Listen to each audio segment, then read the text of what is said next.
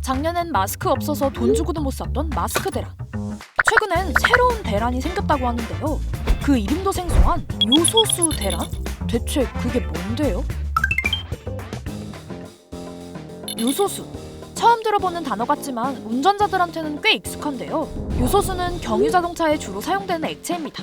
자동차가 내뿜는 배기가스 중에 질소산화물을 질소와 물로 분해해 인체에 해롭지 않게 만들어주는데요. 요즘엔 요소수가 있어야 시동이 걸리게 만든 차들이 많아 주기적으로 채워줘야 하죠. 그런데 이 요소수가 지금 주유소에도 인터넷에서도 못 사서 난리입니다.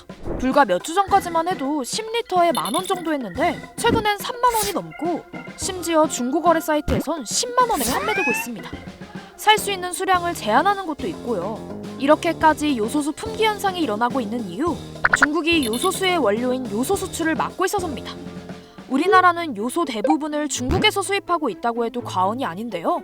올해 중국 의존도는 무려 97%가 넘습니다. 요소는 석탄 정제 과정에서 추출된 암모니아로 만들어지는데 중국이 호주 석탄 수입을 금지하면서 석탄량이 줄어들자 자연스럽게 요소 생산량도 줄어들었고요. 10월 15일부터는 요소 수출을 제한하면서 우리나라 요소수 공급에도 문제가 생긴 겁니다. 1월, 2월로 갈수록 석탄이 더 많이 부족해질 거라 생각하고 있고요. 요소 부족 심화 현상이 앞으로 좀 더 심화될 가능성이 있다고 봅니다. 그런데 이 요소수가 필요한 차량이 생각보다 엄청 많다는데요. 일반 경유 자동차는 물론이고요. 우리나라 경유 화물차 330만 대 중 요소수가 없으면 당장 달리지 못하는 화물차가 200만 대가 넘습니다.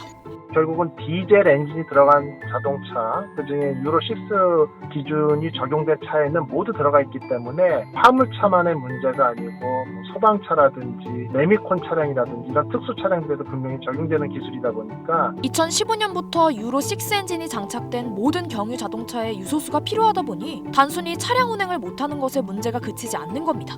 화물차 같은 경우는 전후 산업에 미치는 영향도 크고 각종 산업의 물류 계통에서 상당한 포션을 차지하고 있기 때문에 요소수 부족으로 운행이 중단됐다라고 하면 국가 전체가 모든 산업이 중단될 수밖에 없기 때문에 그 파급 효과는 상상하기 어려울 정도로 크다고 볼 수 있습니다. 현재로서는 요소수를 대체할 게 없어서 모두 발만 동동 구르고 있는데요. 이런 와중에 사재기 논란까지 벌어지고 있죠.